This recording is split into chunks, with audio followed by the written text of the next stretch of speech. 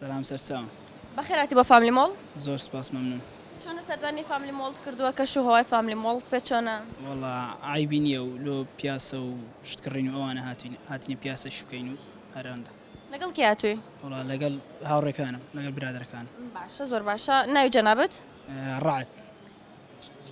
ڕعد باشە کاک ڕعد بەسەرهاتێکی خۆشم بۆ ناگەڕێتەوە وەڵاهی ئێستا نا ئێستا هیچ بە مێشکم دانایەت کە ئێستا بڵێم قوتابی بەڵێ لە چ قۆناغێکی لە قۆناغیەک باشە هیچ شتێکی خۆش نەبووە لە بینی ڕەفیقەکانتانە بۆم بگەڕێتەوە وەڵی شت زۆرە بەس ئێستا ینی هیچ بە خەیاڵمان ینی بە مێشکم دانایەت کە بڵێمەوە زۆر باشە با من پرسیارەکەت لێ بکەم ئەگەر زین دە کاتە بیتە خاوەن خەڵات عفو ئەگەر نەشەزانی پێکەوە چاڵنجێکەکەین باشە باش یەکەم خواردنەوەی ئەهلی بەهەشت چییە یەکەم خواردنەوەی ئەهلی بەهەشت شیر نییە چی شیر شیر نا هەنگوین نا لە چ بوارێکە باشی پرسیارت لێ بکەم وڵا هەر ئەوها دینی بیتن خراپ نییە دینی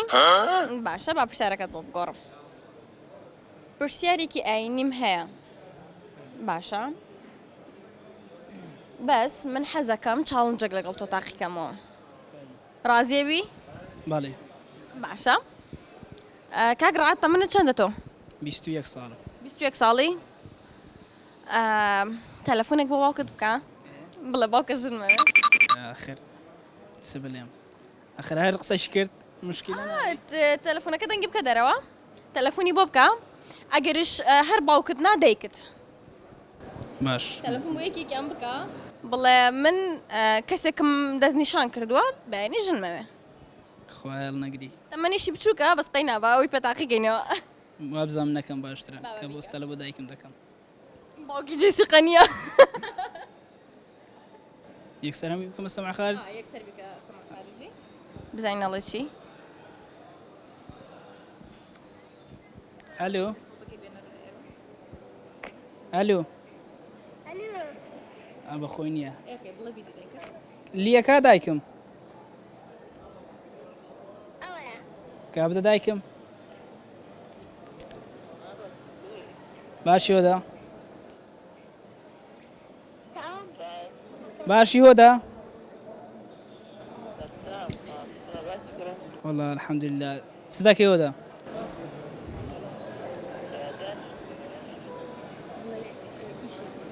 ئیشێکم پێدەوەدا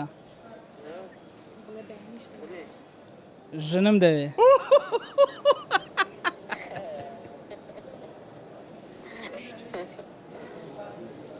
چییە ژن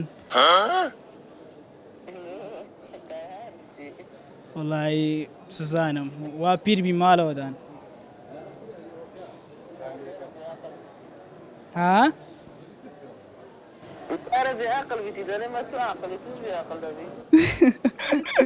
دەڵێ گوتمە تو عقلی ئەتوش بێ عقل دەبی ناوەڵا هەر حەزم لێ وا گەورە بیم و لە کولیەمە و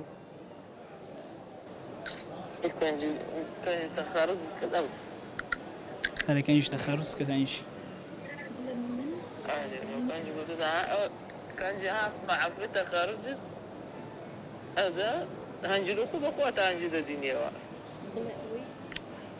بڵێ ئەوەی دەستنیشانم کردووە مرد ئەکا بانی ئەمەوێ ئەخر نانە ئەوهاژنە نانە ئەوانە ئەوهاژنە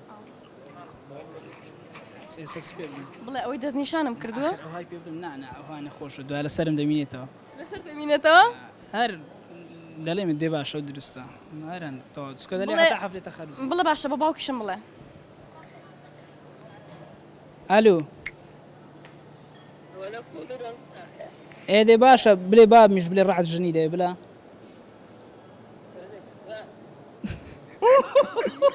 لێکرە دێکرد بە لە بەرنامە ئەودا وا لە بەرنامەینە ئەوەی ها هەر بڵێ دایکە لە پرۆگرامین